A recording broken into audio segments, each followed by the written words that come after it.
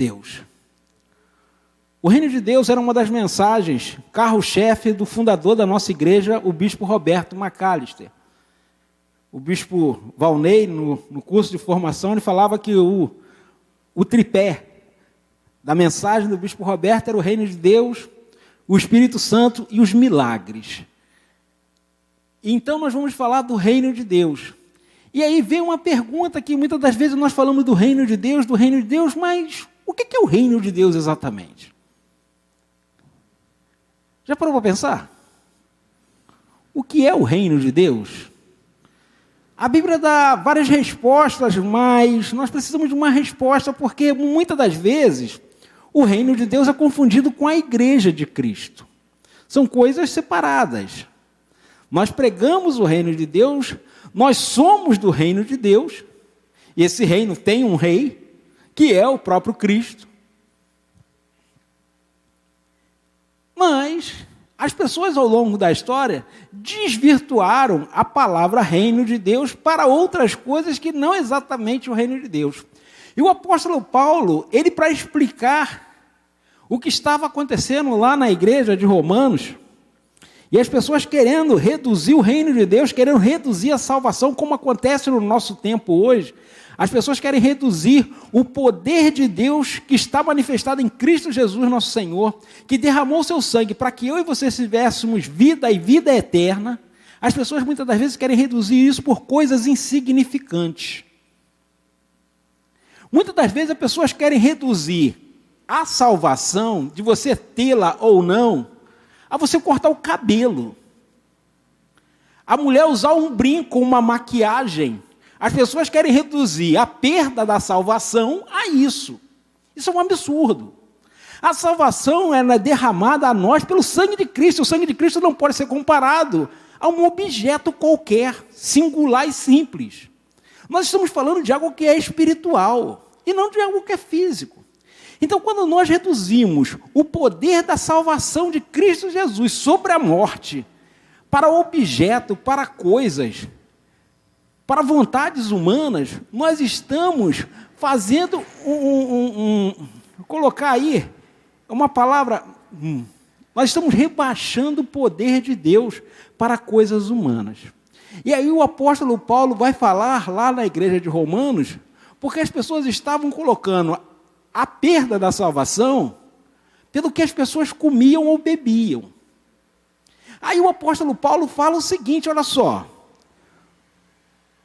Lá em Romanos 14, 17 a 19 diz assim: porque o reino de Deus não é comida nem bebida.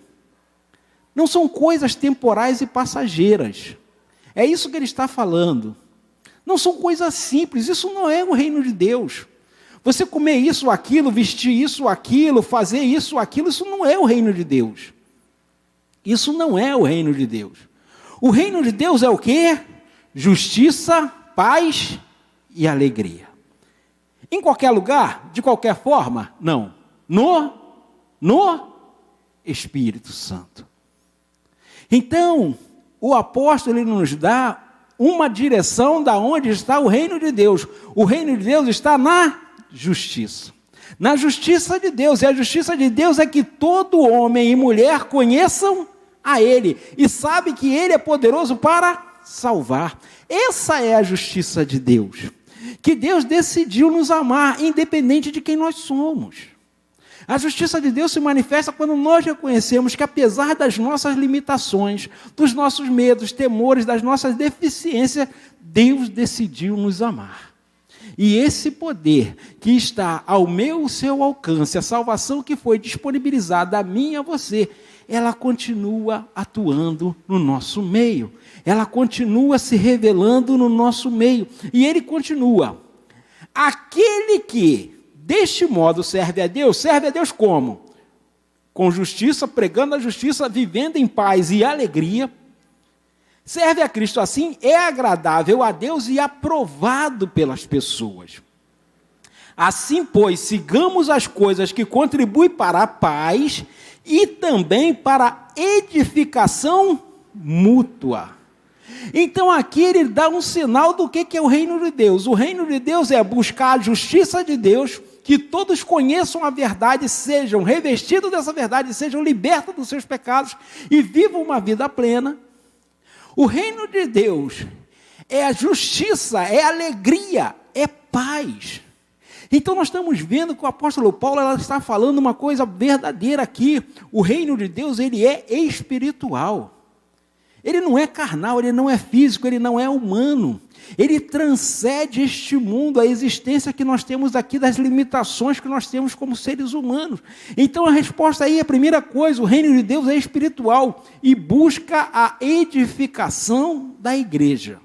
Ele não busca interesses pessoais, ele não busca interesses próprios, ele busca a edificação das pessoas, a edificação do corpo de Cristo. Isso é o reino de Deus. Segunda coisa que temos aí sobre o reino de Deus, o reino de Deus não segue modelos deste mundo, não segue os padrões deste mundo, não segue forma deste mundo. Os reinos deste mundo, eles têm um padrão, eles têm uma forma. Aonde tem um rei, aonde tem um monarca, aonde tem alguém que dirige, alguém que se sobrepõe sobre o outro, a sua autoridade sobre o outro, que manda e desmanda. Mas o reino de Deus não é assim. E aí Jesus sendo indagado sobre o reino de Deus, que ele se dizia ser o próprio Filho de Deus, o herdeiro do trono de Israel, e aí as pessoas queriam ver esse reino dele. Um palácio, um castelo, soldados, um exército, e ele vai falar ali, não, o meu reino não é deste mundo. O meu reino, ele vai falar em Lucas, capítulo 17, versículo 20, diz assim: indagados pelos fariseus, quando viria o reino de Deus, Jesus lhes respondeu: o reino de Deus não vem como com visível aparência. Você não vai ver um castelo, você não vai ver um palácio, você não vai ver um exército armado para defender os interesses desse reino. Você vai ver uma mensagem pregada para que haja uma transformação na vida do indivíduo, para que haja uma transformação não exterior, mas uma transformação de dentro para fora. Uma pessoa mudada de dentro, do fundo do seu entendimento, do fundo do seu querer, do fundo da sua alma, do fundo do seu espírito, que o Espírito Santo de Deus atuando, vai trazer uma transformação na vida desse sujeito. Então o reino de Deus, ele não é visível, ele não é tangível, mas ele está em nós. Quando nós falamos a palavra de justiça, anunciamos Cristo como o único e suficiente Salvador, pregamos a paz, seguimos a paz, damos bom testemunho de Cristo, isso é promover o reino de Deus. A terceira coisa que nós temos aí, o reino de Deus não é teórico ou filosófico, ele é prático. Não adianta nós inventarmos coisas, falarmos coisas bonitas, sensíveis, que vai tocar o coração das pessoas, que vai fazer as pessoas chorarem, que vão fazer as pessoas se emocionarem, se não tiver prática naquilo que nós fazemos.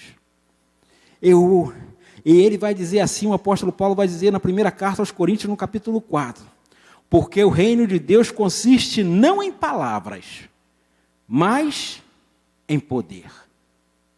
Poder para quê? Poder para curar, poder para falar da mensagem que transforma, poder para estar mudando a vida de pessoas através da palavra de salvação, da ação do Espírito Santo que transforma as vidas. A vida de cada um de nós foi transformada pelo poder do Evangelho de Cristo. Então o reino de Deus, quando nos é anunciado, nos é pregado, começa a fazer uma transformação em nós. Em alguns a transformação é tão imediata que o sujeito muda radicalmente. Em alguns essa transformação ela vai sendo dada passo a passo, a cada dia o sujeito vai sendo transformado. Mas precisa haver uma mudança em nós, quando nós passamos do reino das trevas para o reino da luz. Passamos do reino deste mundo para o reino de Deus. Precisa haver uma mudança visível em nós. Embora o reino de Deus não seja visível, nós que somos os súditos dele, precisamos de uma mudança que seja visível. As pessoas precisam ver uma mudança em nós. Precisam ver uma condição nova em nós. Não pela roupa, ou pelo cabelo, ou pelas coisas que nós usamos, não, mas pela nossa fala, pela nossa esperança, que não está neste mundo. Muitas das vezes nós começamos a falar, diante de uma situação contrária, diante de uma tragédia, nós começamos a trazer uma palavra de esperança e as pessoas ficam confusas. Como é que ele consegue ter esperança neste mundo que caminha passos largos para a perdição? A nossa esperança não está nos governos, a nossa esperança não está na política, não está na economia, a nossa esperança é o Senhor. É por isso que nós temos uma palavra de vida, porque o Deus que é a vida está em nós. Então, por isso que nós anunciamos que o reino de Deus ele é prático. Nós precisamos estender o amor. E por falar em prática, aproveitando aqui o momento para falar em prática, no próximo domingo, que é a Santa Ceia, o pastor Renê acabou não falando, nós temos a campanha do quilo, que é para ajudar a fornecer cesta básica para algumas pessoas da igreja que estão passando por alguma necessidade. E lá no meio da pandemia, nós chegamos a fazer 30 cestas básicas, não foi isso, pastor Edenilson? Hoje nós estamos fazendo menos, mas o quilo que você traz, essa é a parte prática do reino de Deus. Que não adianta eu dizer para o irmão que está passando fome, Deus te abençoe, se eu não ajudar e não fornecer algo para esse irmão comer, porque essa é a parte prática do reino de Deus. Então você no próximo domingo, o pastor for trazer 1 quilo, não, se você puder, traga 2, traga 5, traga 10. Porque dentro da sua condição, você pode praticar o reino de Deus, que é praticar a justiça, é praticar o amor, é praticar a doação, a solidariedade. Porque isso é o reino de Deus. É você se compadecer do outro. Hoje eu estava num sepultamento da sogra de uma irmã aqui da igreja, estava falando de Jesus, quando ele vai curar o filho da viúva de Naim. Jesus não conhecia aquela mulher, mas ao ver a situação, a palavra diz que Jesus se moveu de íntima compaixão da situação daquela mulher. Então nós precisamos olhar para a vida das pessoas e nos movermos também de íntima compaixão. Porque as pessoas precisam de uma palavra de esperança neste mundo que nós estamos vivendo. E muitas das vezes o nosso coro passa a fazer parte do coro deste mundo, de desesperança, de brigas, de politicagem, de um montão de coisas. E nós precisamos ter uma palavra de transformação na vida de cada um, que nos cerca, que estão à nossa volta. Então o reino de Deus, ele é prático. E aí nós vamos para a parte prática do reino de Deus. E aí vem uma outra pergunta que nós precisamos nos fazer. Como posso saber se faço parte do reino de Deus? O reino de Deus ele é prático, o reino de Deus ele é solidário. O reino de Deus ele não é visível, mas ele dá sinais de que ele está atuando na vida da pessoa. Porque precisa haver uma transformação, precisa haver uma mudança. Eu comecei a trabalhar nessa mensagem, e aí tinha tanta coisa para falar que de uma mensagem deu 3. Porque não vai dar tempo de nós falarmos. E mesmo assim não vou falar de tudo que o reino de Deus é e proporciona para nós. Dá muito mais do que isso. Porque o reino de Deus, a mensagem é extensa, porque Jesus falava disso o tempo todo, até porque ele é o rei deste reino. E aí a pergunta é, como eu posso saber se eu faço parte desse reino? Eu queria que você virasse para a pessoa que está aí perto de você e pergunta para ela, não espanta. Você tem certeza que você faz parte do reino de Deus? Pergunta para a pessoa aí. Você tem certeza que você faz parte do reino de Deus? É uma pergunta que às vezes a gente fala assim, faço. Aceitei Jesus, me batizei, venho na igreja, trabalho. Mas aqui tem algumas coisas que eu separei para nós conversarmos. Quando eu sei que eu faço parte do reino de Deus? Como eu posso saber disso? A Bíblia nos responde. Primeira coisa que nós precisamos entender. Eu faço parte do reino de Deus quando eu vivo em novidade de vida. Quando eu tenho uma mudança na minha vida. Quando há uma transformação na minha vida. Jesus conversando com um homem que era um mestre da lei em Jerusalém, lá em Israel, ele começa a conversar com este homem, falando sobre o reino de Deus e da necessidade de mudança. E mesmo sendo um mestre da lei, ele não conseguia entender o que Jesus falava.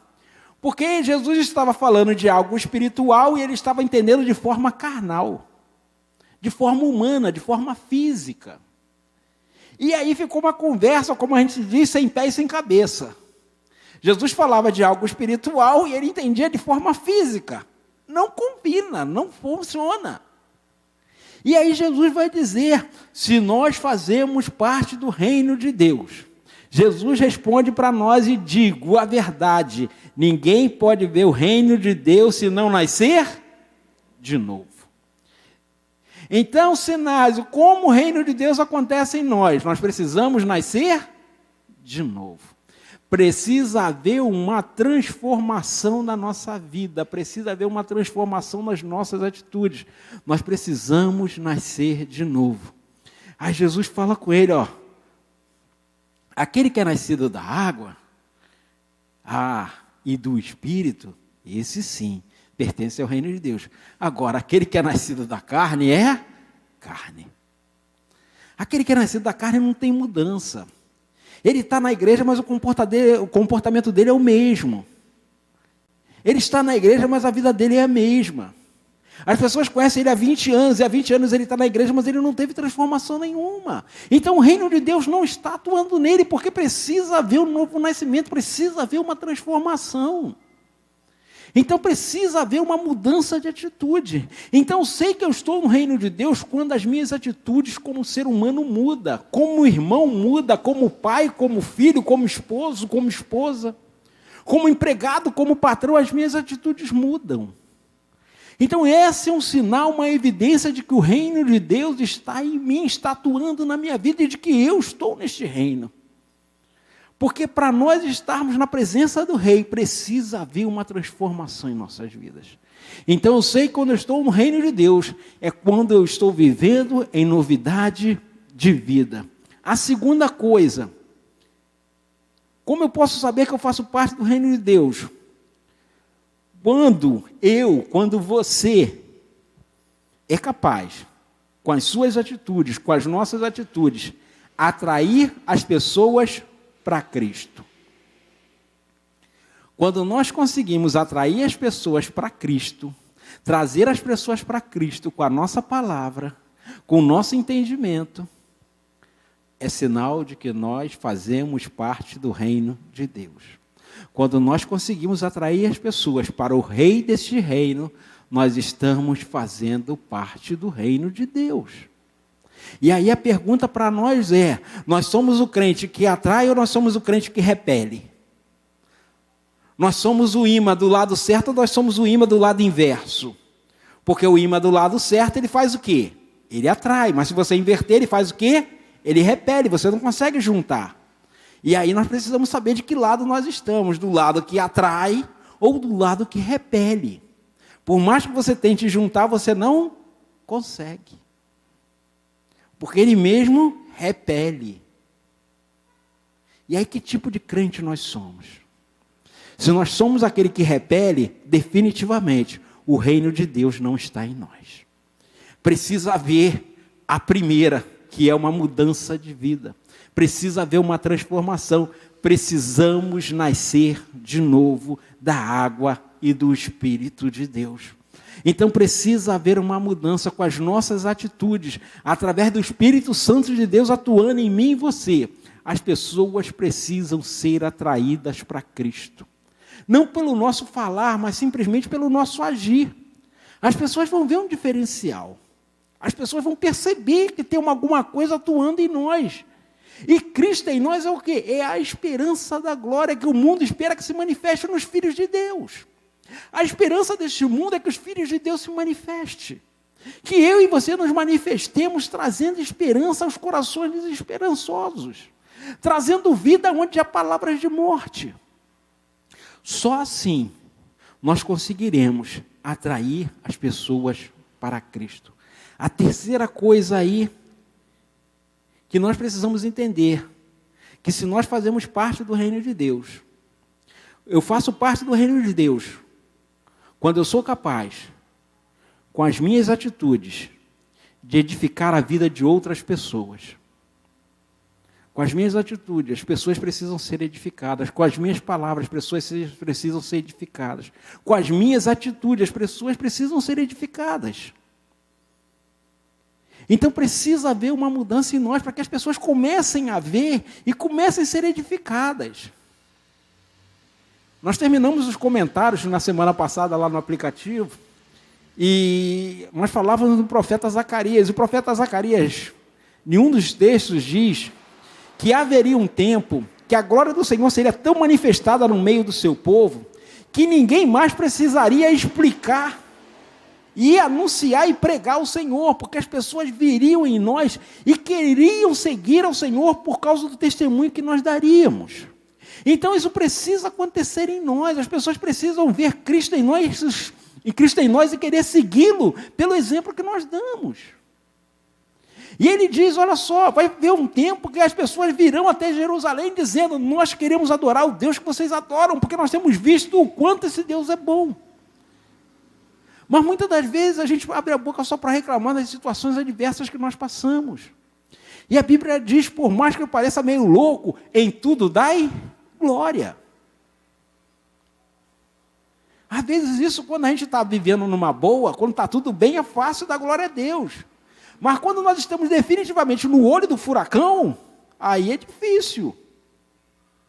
Mas em todo tempo nós precisamos entender que, independente das circunstâncias que nos cercam, Deus está no controle de todas as coisas. E aí, com as nossas atitudes, nós precisamos edificar as pessoas que estão à nossa volta. Jesus, explicando sobre o reino de Deus, ele vai dizer assim lá em Lucas 13, 20. Coloca o 18 e 19 para mim, por favor. Tá, obrigado. Quando eu falei em atrair as pessoas, Jesus disse assim, aqui a semente, o que é semelhante ao reino de Deus. E aqui eu compararei. Versículo 19 diz, é semelhante a um grão de mostarda que um homem plantou na sua horta e cresceu e fez-se árvore. E as aves do céu se alinharam em seus ramos. A mostarda, para quem não conhece, ela parece uma folha de couve, mas é muito maior e mais áspera do que a folha de couve. E das hortaliças, ela é a maior das que nasce. E aí diz que o homem plantou, e ela cresceu e fez uma árvore, e as aves do céu se alinhavam em seus ramos.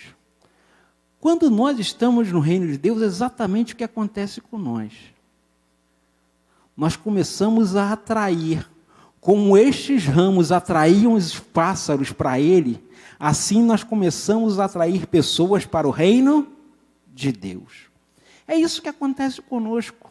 As pessoas gostam de estar ao nosso lado, porque a nossa fala é diferenciada, a nossa esperança é diferenciada. As pessoas são atraídas não é pelo aquilo que a gente é, mas porque o reino de Deus está em nós, o Espírito Santo de Deus está em nós. E não somos nós que atraímos as pessoas, que as pessoas querem estar perto. É o poder do Espírito Santo de Deus em nós que faz isso.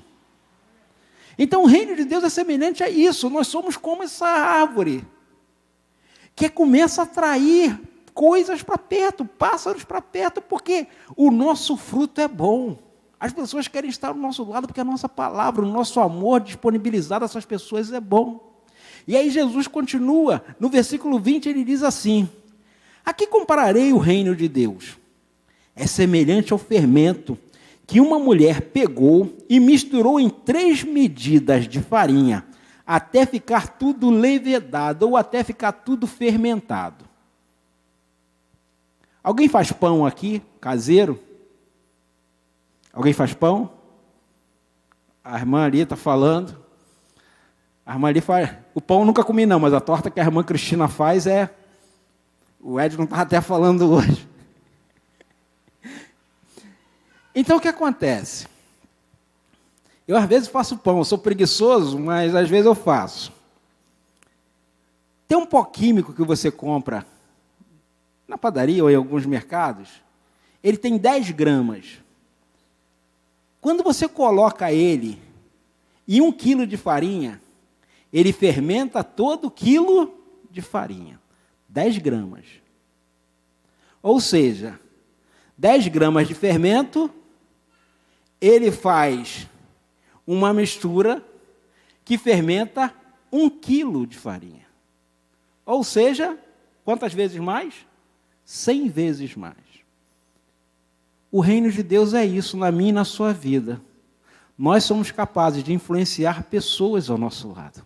Nós somos capazes de alimentar com a nossa palavra de esperança e de vida pessoas à nossa volta. Assim como o fermento é capaz aqui, Jesus está falando que de uma porção de fermento que é pequena, ele consegue ir lá fazer com que 3 medidas de farinha, que é muito superior, como eu falei na questão do pão, que você consegue com uma medida de 10 gramas de fermento químico, não biológico, seco, você consegue fazer com que 1 quilo de trigo seja fermentado. Assim tem que ser eu e você. Alimentarmos uma multidão com a palavra de esperança e de vida. Isso é sinal de que nós estamos no reino de Deus. De que nós somos membros integrantes do reino de Deus. E que o reino de Deus está em nós. Nós precisamos fazer diferença no mundo em que estamos. Nós precisamos transformar as vidas das pessoas que nos cercam. Levar as pessoas a acreditar em Cristo através do nosso bom testemunho. E para nós terminarmos, no domingo eu conversava aqui com o André, e aí nós falávamos sobre o reino de Deus. E aí nós chegamos à seguinte conclusão: o reino de Deus é serviço. O reino de Deus é servir ao outro. Jesus, ele vai nos dizer o seguinte: os apóstolos estavam atrás de Jesus brigando quem era o maior entre eles, quem era o mais importante entre eles, quem era o segundo ali no comando daquele ministério. E aí Jesus começou a ouvir aquilo e começou a ficar incomodado. Não era a primeira vez que isso acontecia. E aí Jesus vai dizer para eles: se vocês estão pensando que no meu reino é igual no reino deste mundo, aonde o maior subjuga o menor para pisar, para chegar em algum lugar, vocês estão enganados. No meu reino o negócio é diferente. Lá em Mateus 20, versículo 26 e 27, diz assim: mas entre vocês não será assim, pelo contrário. Quem quiser tornar-se grande entre vocês, se coloca a serviço dos outros. E quem quiser ser o primeiro entre vocês, seja servos. Ou seja, no reino de Deus, para ser o melhor e o maior, tem que servir. No reino de Deus, quem não serve, não serve. Não é um trocadilho, não, é uma verdade. Quem não serve no reino de Deus, não serve, gente. Não serve para quê? Não serve para ser membro do reino de Deus, porque o reino de Deus é servir. O reino de Deus só tem um rei, e o resto todo mundo é servo. Eu digo sempre que tem alguns pastores que eles falam assim, ó: nós somos filhos do rei. Aí quem é príncipe, princesa de Jesus? É um montão de gente levanta a mão. Eu não sei em que Bíblia ele leu isso. Mas nessa aqui que a gente tem, não foi não. Porque na Bíblia diz que nós somos filhos de Deus, mas não diz que ninguém é príncipe e princesa não, gente. Ué, pastor, mas nós somos filhos do rei. Os filhos do rei não são príncipes? Em outros reinos, no reino de Deus, os filhos e filhas do rei são servos. Porque todos são servos. Quando você lê o livro de Apocalipse, diz que tem um trono no céu, não é isso? Que é ocupado pelo rei. Não tem mais nada, gente. Ninguém mais senta não, só o rei que senta, o resto tudo serve.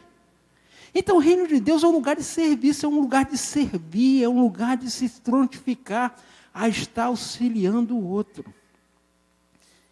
Minha tia sempre dizia um ditado que era o seguinte: aquele que não serve para servir, não serve para viver. É muito duro, mas é uma verdade. Nós nascemos chamados para servir. Um pastor amigo meu, ele sempre usa a frase, né? Existe o crente SSS. Esse é o pior tipo de crente. Salvo, sentado e satisfeito. Geralmente, existe mais SSI do que SSS. O SSI é o pior ainda, que é o crente salvo, sentado e insatisfeito, porque nada está bom para ele, mas ele não faz nada. Ele não mete a mão para fazer nada, ele não mete a mão para ajudar nada, mas tudo tem defeito. Então esse é o pior do que o sentado e satisfeito. Mas nós não fomos chamados para ficar assim. Nós fomos chamados para servir. E servir tem que ser um prazer. Mas pastor, eu não sei aonde eu vou servir, eu não sei como servir, eu não sei o que fazer na igreja. Sirva o seu irmão que está ao seu lado. Sirva as pessoas que estão ao seu lado. Seja um bom funcionário na empresa que você trabalha. Seja um bom patrão na empresa que você é dono. Seja um bom administrador lá no serviço que você faz. Faça com excelência. Não para o seu patrão, para o seu chefe, para o gerente, faça para Deus. Porque quando eu sirvo bem a alguém, estou servindo a Deus. Quando eu faço alguma coisa boa aqui na igreja, eu estou fazendo para Deus. Se alguém está vendo ou não, não interessa.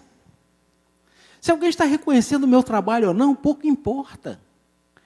Porque aquele que é poderoso para fazer abundantemente mais, está vendo a minha disponibilidade, o meu serviço, a minha prestação. Então, eu não preciso colocar o megafone dizendo que eu estou fazendo, para que as pessoas vejam, simplesmente faça. Sem esperar que ninguém te elogie, sem que ninguém te reconheça.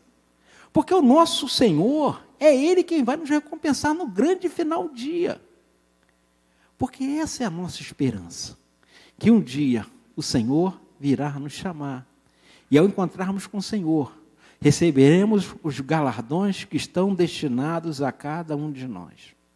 E aí nós precisamos, com todo o nosso coração, com toda a humildade do nosso coração, servir ao nosso irmão. Sirva ao seu próximo. Sirva àqueles que estão perto de você. A sua casa é uma extensão do reino de Deus. Sirva a seus parentes, sirva aos seus filhos, sirva aos seus pais, sirva aos seus amigos. Domingo agora vem o Dia dos Pais. E aí tem muita gente pensando, o que eu vou dar ao meu pai?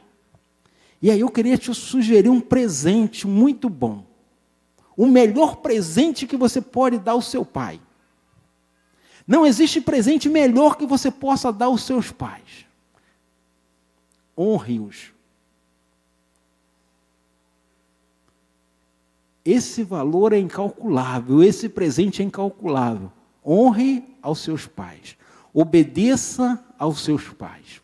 Não adianta você chegar com um celular de 5.000 e dar para o seu pai se você não obedece, se você não honra. O presente é descartável, ele pode ser roubado, ele pode ser furtado, ele pode ser perdido. Ele vai passar o tempo, ele vai perder a tecnologia dele. Mas a honra que nós damos aos nossos pais, a obediência que nós damos aos nossos pais, não tem como se perder. Então, quer uma sugestão de presente? Honre. Quer uma sugestão? Obedeça. Porque obedecer é melhor do que sacrificar. Ou plagiando o texto, obedecer é melhor do que presentear. Faça isso. Pega essa sugestão, é de graça. Melhor do que você ir lá na Casa da Bahia e pagar em 10 vezes. Aqui você só está ouvindo. E você pode seguir esse conselho. Então, querido, o reino de Deus, ele é servir a quem está próximo de nós. E aí, só para nós terminarmos. Um espertinho para fugir, chegou para Jesus e falou, Jesus, como eu vou saber quem é o meu próximo? Aí Jesus conta a parábola de alguém que o judeu não gostava. De um samaritano que acode um judeu no meio do caminho, sem conhecê-lo, sem esperar nada em troca. Isso é o reino de Deus. Você servir as pessoas sem se importar com quem está servindo. Sem se importar que ela pode te ajudar em algum momento ou não. Isso é o reino de Deus. Servir sem esperar nada em troca. Foi isso que Jesus fez por mim e por você. Ele padeceu, ele sofreu, ele morreu na cruz. E o que nós temos para oferecer a ele?